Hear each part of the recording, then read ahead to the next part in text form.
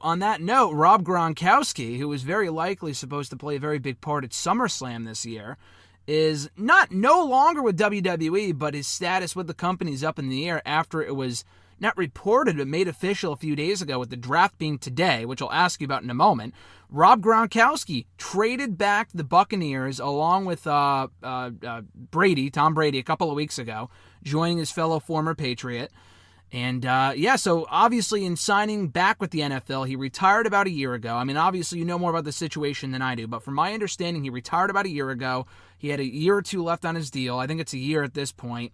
But going back to the NFL kind of eliminates any possibility he can get physical anywhere else that would put his health at risk, specifically WWE. In that contract, I would assume that, any wording there would assume that he can't get physical in professional wrestling or what have you. So with that being said, Rob Gronkowski's status, I know we talked about this over text a couple of days ago. What was your immediate reaction? Were you surprised? And what does this mean for his future with WWE?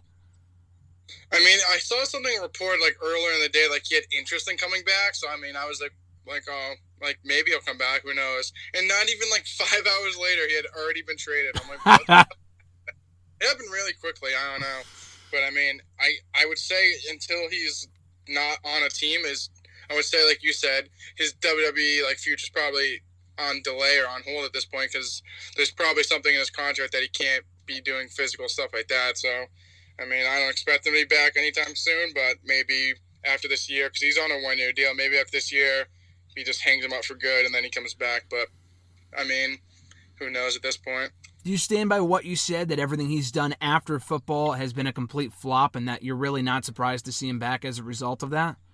I mean, his career as an analyst was terrible. He was only on – they had brought him on maybe twice, and he was really bad. And people were like, God, he's unbearable. Yeah. So I'm not surprised he sucked at that. He had some other little small ventures, but I don't think they blew up as much as he expected them to be. He had a CBD oil, some weed thing. I don't really think that's really kicked off too well. Him as the host of WrestleMania, I just think he was so goofy and annoying. My dad literally hated it. He's he's so fun. Yeah, I know. And I guess I think his popularity, basically, his peak popularity is when he came out at WrestleMania 33 when we were there. I mean, besides that, I just don't really see him being anything big at this point.